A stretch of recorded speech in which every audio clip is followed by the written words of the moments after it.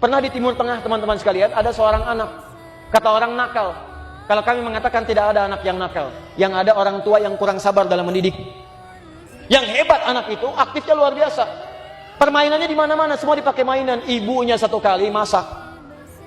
Karena suaminya mau kedatangan tamu.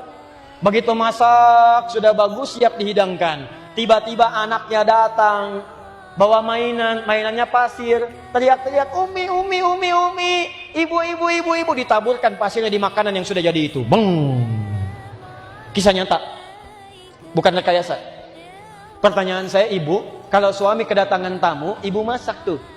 Tamu udah mau datang, masakan sudah jadi. Anak ibu datang yang 5 tahun, Masya Allah yang disayang-sayang itu bawa pasir. Mama, siram semua masakan. Pertanyaan saya, bagaimana respon ibu pada saat itu? Tuh. Kalau ibu nggak tahu konsep ini, wah, pasti nggak enak nih. Kamu ya, anak siapa sih? Oh, anak siapa? Dia yang ngandung, dia yang nyusuin. Tanya anak siapa? Pergi kamu dari sini. Wah, pergi. Coba lihat, apa yang dikatakan oleh ibu yang ini? Dalam keadaan emosinya meluap, diarahkan kepada doa. Anta idhab ilal haram takun imaman fi. Kamu ini pergi kamu ke Masjidil Haram sana jadi imam di sana. Anak kecil datang bawa pasir, nyiram masakan ibunya yang sudah jadi, meluap perasaan di ibunya. Kata ibunya, dia paham rumus ini. Pergi ke Masjidil Haram jadi imam ya. Allahu Akbar. Dia tahu makanan bisa diganti, tapi anak gak ada yang bisa diganti. Awas, hati-hati. Awas para ayah juga, awas. Ibu, jangan karena main WA kemudian anak rewel, tiba-tiba Anda menjewer anaknya. Yang dibanting tuh WA-nya. Jangan WA anak ambil, jangan WA Anda ambil, anak di WO. Bukan Anda jewer anaknya, handphone yang dibanting. Karena tugas Anda kepada anak lebih penting dibandingkan tugas Anda WA-an. Balik sini. Jadi imam di sana ya. Apa yang terjadi?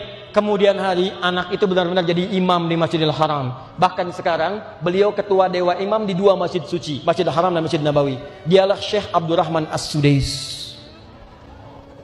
Ibu tuh doa. Yang kedua, saya tutup.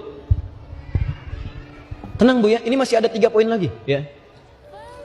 Kita simpan dulu. Yang kedua, berdoa dengan bahasa yang menyentuh. Dalam Al-Quran itu setiap doa selalu diungkapkan dengan kalimat yang menyentuh. Sedangkan Allah Maha Perasa. Sedangkan perempuan, khususnya seorang ibu, nilai rasanya lebih kuat dibandingkan dengan laki-laki. Maka ibu cari bahasa yang menyentuh. Misal, ini kasus nyata. Saya dulu pernah mengasuh satu pesantren, kedatangan seorang ibu. Dia adukan anaknya. Ustadz, anak saya itu susah sholatnya. Sulit, ibu sudah ingatkan. Sudah. Berapa kali? Sering. Sudah Bu, ibu nggak usah ingatkan lagi. Nanti malam ini ibu bangun sholat tahajud di kamar anak ibu saat dia tertidur. Kemudian ibu berdoa kepada Allah, minta.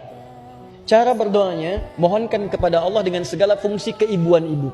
Katakan, ya Allah, Engkau yang menitipkan anak ini kepada saya, bukan kepada ibu yang lain. Engkau yang jadikan ia, ya Allah, dikandung dalam rahimku, bukan di rahim perempuan lain. Engkau yang telah tetapkan ia, ya Allah, disusui olehku, bukan oleh ibu yang lain. Engkau yang amanahkan ia kepadaku, ya Allah, untuk aku pertanggungjawabkan di hari kiamat nanti.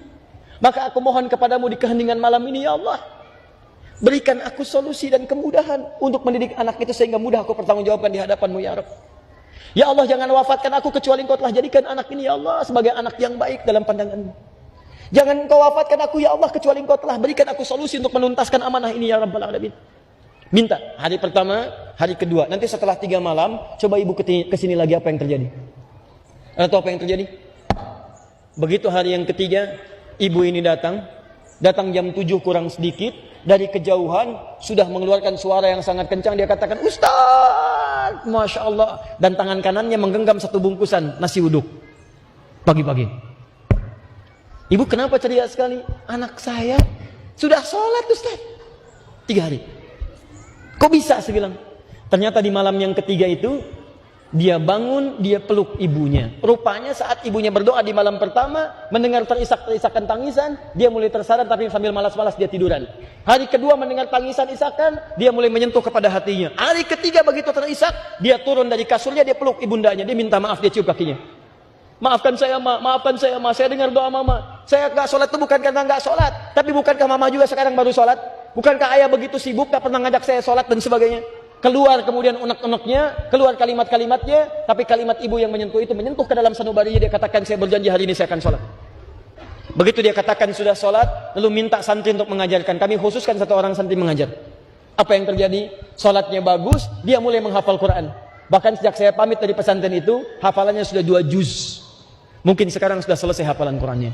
Anda bayangkan, dari anak yang tidak pernah sholat, doa ibu yang sangat luar biasa, dengan doa itu merubah keadaan anaknya, sampai dia bukan sekedar sholat, tapi menjadi bagian dari ahli Al-Quran.